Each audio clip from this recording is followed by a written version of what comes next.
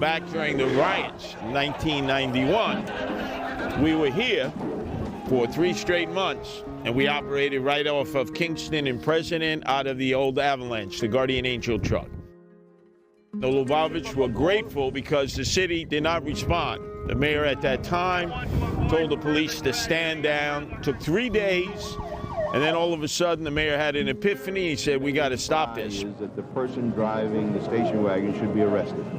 But there was still a lot of insurrection for weeks afterwards, and that's why we stayed a full 3 months, and that's why we were invited back again, because clearly the city has been $1 short and a day late in dealing with anti-Semitism. Today is our special patrol ever since a spate of anti-Semitic attacks through various Brooklyn neighborhoods, Crown Heights being one of them. Obviously, we respond to community needs. They tell us of some problems that they've had that the police are either not taking seriously or have been habitual problems. That means individuals who are coming into the neighborhood constantly, threatening them, making anti-Semitic remarks and threatening to do harm to them. And so then we take care of business.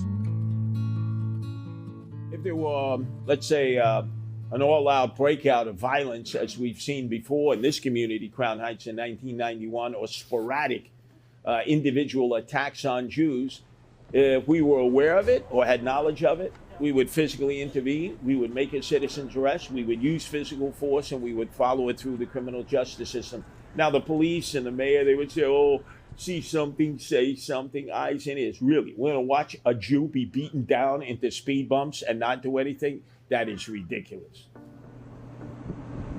Anti-Semitism is beginning to raise its ugly head, and we haven't done anything really to prevent it here in America, and now all of a sudden we're like trying to catch up.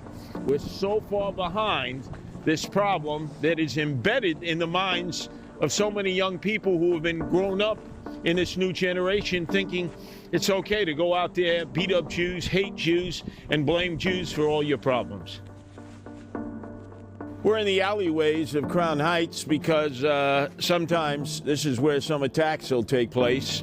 So we make sure that we hit the alleyways, we make sure we hit the main drag, and then we make sure we hit the side streets, because this has become a very large Hasidic community. Yeah, let's just line up here.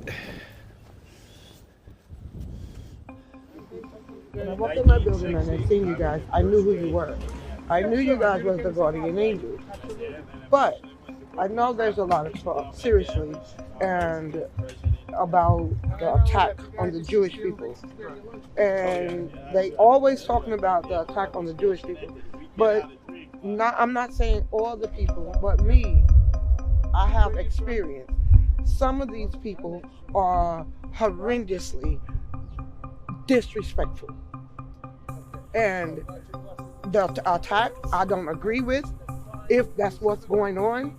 But some of these people will make you attack them because they have been so disrespectful to me from my own experience. They have disrespected my son to the uttermost. My son's father, he worked for a lot of them. They have disrespected my son's father to the uttermost. We have this conversation in my home like every single day. This conversation takes place in my home.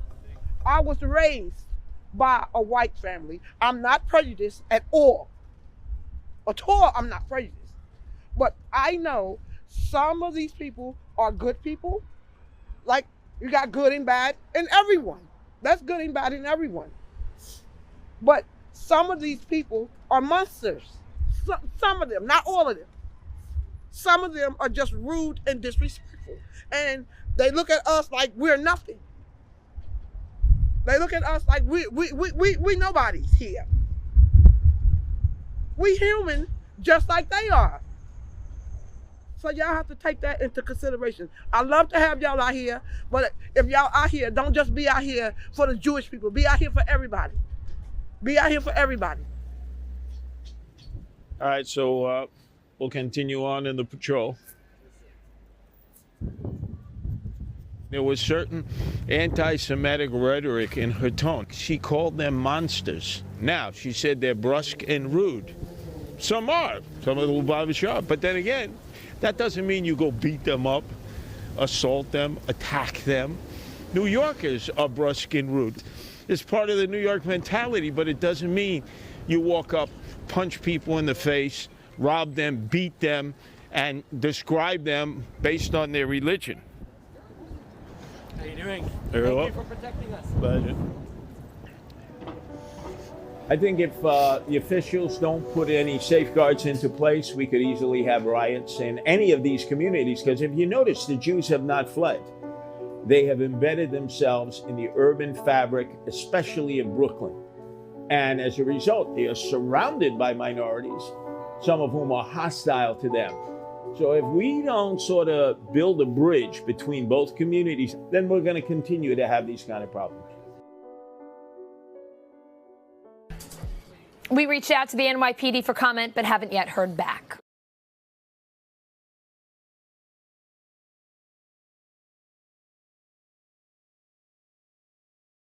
Hey, NBC News viewers, thanks for checking out our YouTube channel. Subscribe by clicking on that button down here and click on any of the videos over here to watch the latest interviews, show highlights, and digital exclusives.